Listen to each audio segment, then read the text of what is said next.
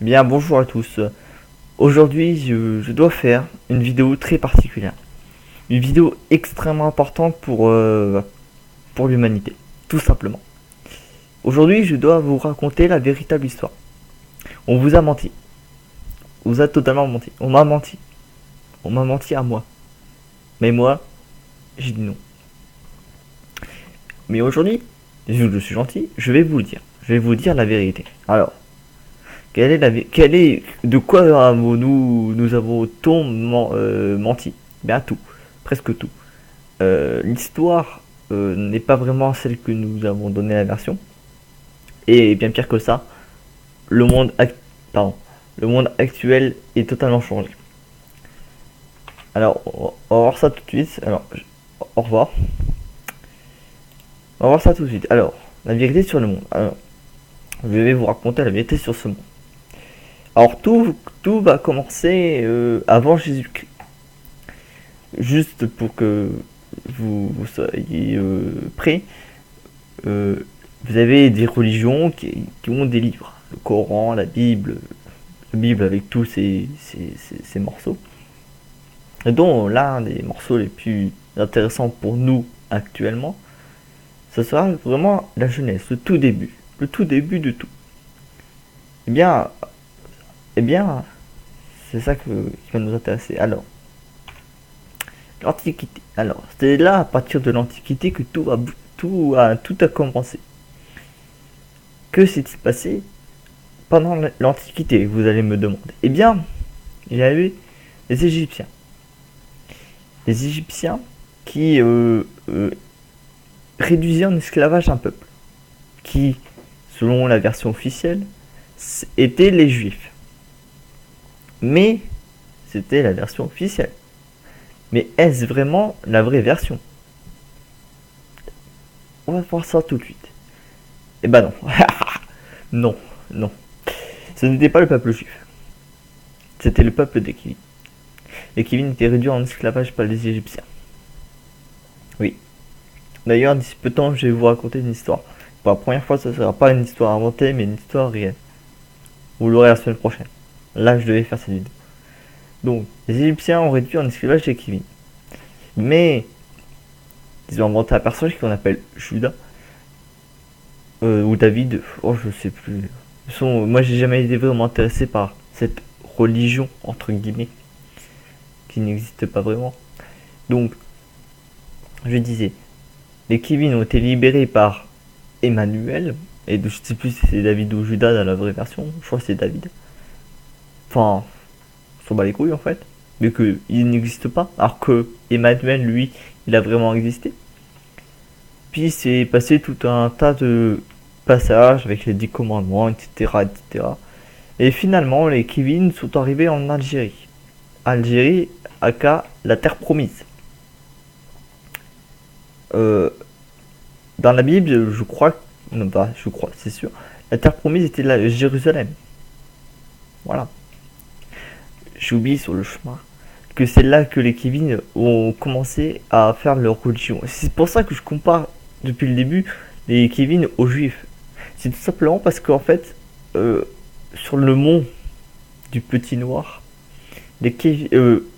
Emmanuel a vu au ciel le prophète Kéké. Il a également vu leur Dieu, le grand Dieu des Kévin, pas de moi. Non, non, non. Le grand Dieu des Kévin, Jean Kévin. Non, c'était un troll, c'était Jean Kéké. Bien, c'est là que c'est intéressant parce que c'est là que les Kévin ont commencé à propager leur religion, qui en fait était destinée que aux Kévin. Donc, pas à grand monde. Puis, bon, l'Antiquité, il y a eu les Grecs, les Romains, mais comme vous le savez, et là c'est totalement vrai, ils n'avaient pas de contact avec le monde musulman, ou en tout cas pas le monde musulman d'Algérie. Voilà. Enfin, un monde musulman dans le sens où on l'entend actuellement. Donc, l'Algérie et les Kévin n'étaient pas en contact avec les Européens de l'époque. Ensuite, nous avons le Moyen-Âge.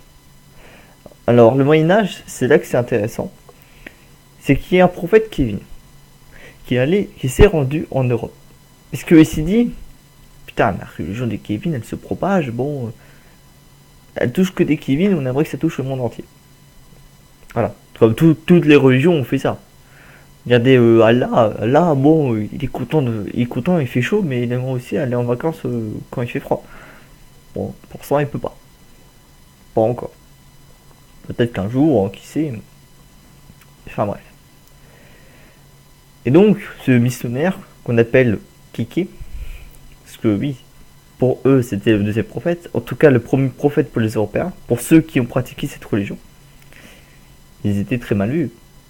Parce que il faut savoir que dans notre réalité à nous, dans le vrai, dans le monde dans lequel on nous a menti, et je vous dis la vérité, la religion juive n'existe pas.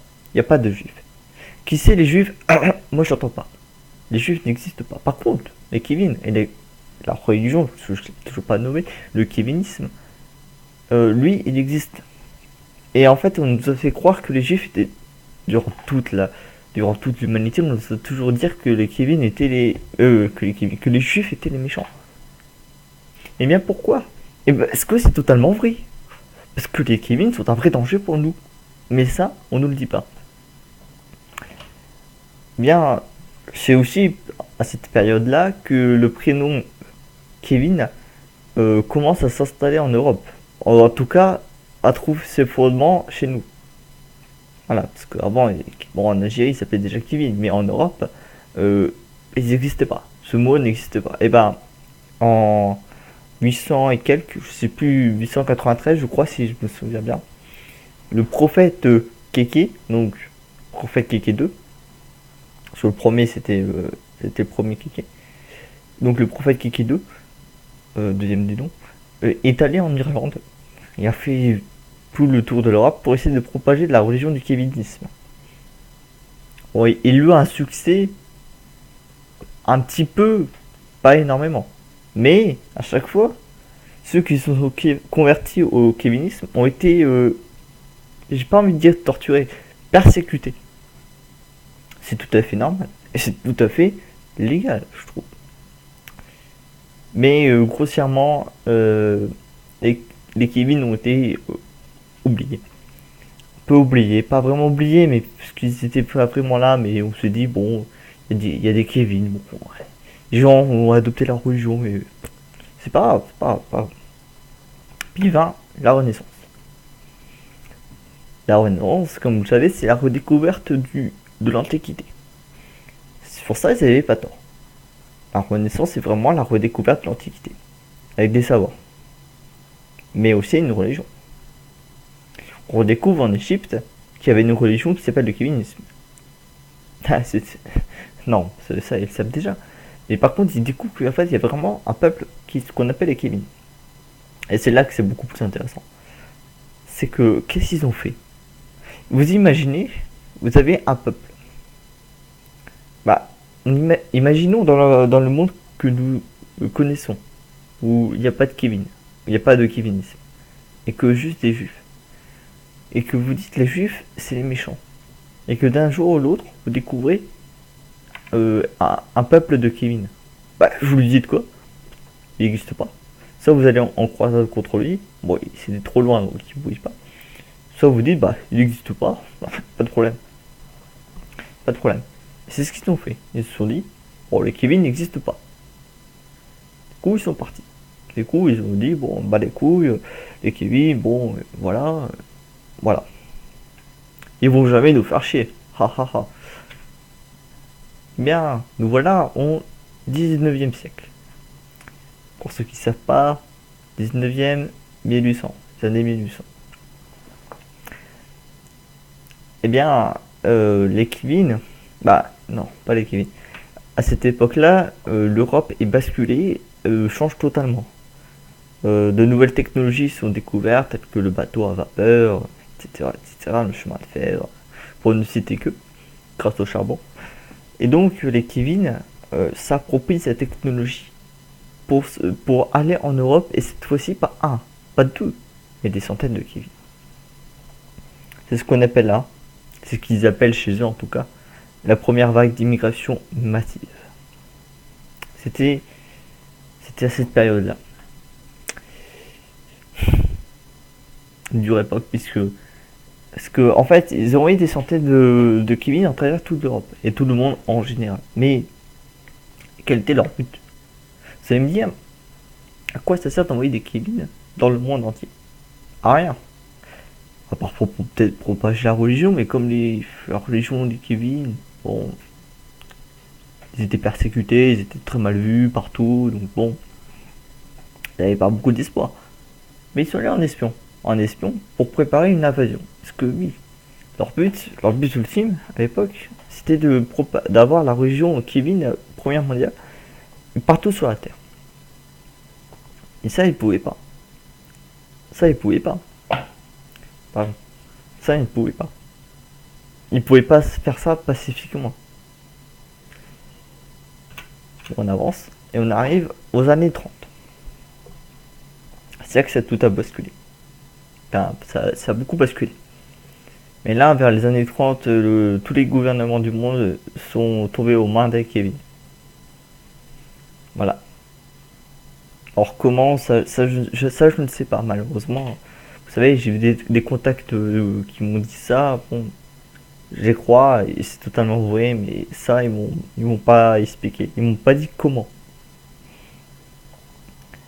Et, et donc voilà, et donc oui, vraiment tous les gouvernements et notre gouvernement actuel, bon, on va revenir. Nous passons à la Seconde Guerre mondiale. Parce que la première, bon, il n'y avait pas de Kevin encore. En Seconde Guerre mondiale, vous avez, il y a Hitler. Hitler qu'on a dit le méchant. Les nazis, comme j'ai dit, les nazis, ils aiment pas les juifs. Du coup, la France et le Royaume-Uni sont entrés en guerre. La Grande-Bretagne, ils se sont dit, bon, Hitler pas gentil, attaquez lui. Et en vrai, les juifs sont des Kevin. Donc, Hitler tue les Kevin. Donc Hitler est gentil. Eh oui. Sauf que comme la France et la Grande-Bretagne étaient des Kevin, ils sont attaqués les nazis parce que les nazis étaient anti-Kevin. Eh oui. Eh oui, eh oui, eh oui, eh oui. Bon, après, Hitler, il a attaqué le RSS. Le RSS, Staline n'est pas Kevin, bien sûr. Mais bon, après, Hitler, bon, il s'est dit, bon, c'était des Russes, on peut les tuer. Bon. Ça, on s'en fout. On arrive à la guerre froide. Staline n'est pas né à Kevin. Sauf que les États-Unis sont des Kevin. Et globalement, l'Europe aussi. Sauf tous les gouvernements communistes. Tous ceux qui sont communistes ne sont pas des Kevin. Donc qu'est-ce qu'ils ont fait? Qu'est-ce qu'ils ont fait les États-Unis? Bah ils ont dit, ça c'est méchant. Alors qu'en vrai, c'est l'inverse. Eh oui. Mais oui. Bon après il y a la fin. Et donc voilà. Tout ça, pourquoi? Pour leur religion. Tout ça pour le Kevin. Voilà. Alors, allons voir ça un peu plus près du prénom de Kevin. Alors, tout ce qui est écrit sur le prénom Kevin est totalement faux. Alors, le prénom Kevin obtient une note moyenne de 4 sur 5. Comment est-ce possible? Non, c'est pas possible. Et les Kevin sous-notent leur prénom. C'est illogique. Tout est illogique. Bien aimé. Mais belle engendrée. Belle engendrée. Vous vous rendez compte quand même? Les Kevin sont contents d'être nés. Mais non. Qu'ils aillent tous se faire foutre. Ah oui, j'ai dit 800, en fait c'était 618. Le Saint Kevin. Ouais, le Saint Kevin. C'est Saint Kevin. Il devrait plutôt l'appeler le prophète Kiki. Kiki 2. Souhaiter sa fête à Kevin. Ça, jamais. Oui, donc là, voilà. Alors oui, on y vient. On y vient. On y vient avec là. Je sais plus c'est où, voilà. Donc Angleterre 1930, vous voyez comme par hasard, le prénom Kevin commence à se répandre en Angleterre vers 1930. On se demande vraiment pourquoi, bling bling. deuxième vague d'immigration des Kevin. Une fois qu'ils ont pris le contrôle des gouvernements, ils sont tous partis en direction de l'Angleterre. Par contre, la France, ils ont. Pareil, les États-Unis aussi. Hein. Mais par contre, la France, ils ont eu un peu plus de mal, c'est 70. Mais en temps record, le prénom est à la première place du palmarès. Première place du palmarès. De 162 000. Faut quand même que vous vous rendez compte. Il y a 162 000 Kevin en France. 162 000. 162 000. Voilà. Donc là, vous pouvez voir votre département. Est-ce que vous avez beaucoup de Kevin chez vous? Alors j'espère pour vous que non. Je vous conseille vraiment d'aller dans le centre. Dans le centre, vous avez vraiment très peu de Kevin. Vous voyez, en Cantal, il y en a que 347. Et vous savez, c'est quoi le pire? C'est qu'il y a même 27. C'est beaucoup moins de monde. Comment font les Kevin pour se reproduire entre eux? Bah, parce qu'il y a des Kevin qui sont des femmes. Certes, ils sont très peu. Mais il y en a. Les chiffres, les hommes mentent, les Kevin mentent, mais les chiffres ne mentent pas. Moi, j'ai 520 Kevin chez moi. Bah, dans mon département. J'en connais un. Ça veut dire qu'il y a 519 Kevin que je ne connais pas. Voilà. Ah, les Kevin servaient bon. La couleur, ils sont blancs. Bah, fils, c'est encore de la propagande. Les Kevin sont noirs, mais ça, on vous le dira jamais. Le numéro de chance est 2. 2 comme le nombre de prophètes. Ah oui. Premier prophète, hein. Prophète Kéké. Et deuxième Kéké. Voilà.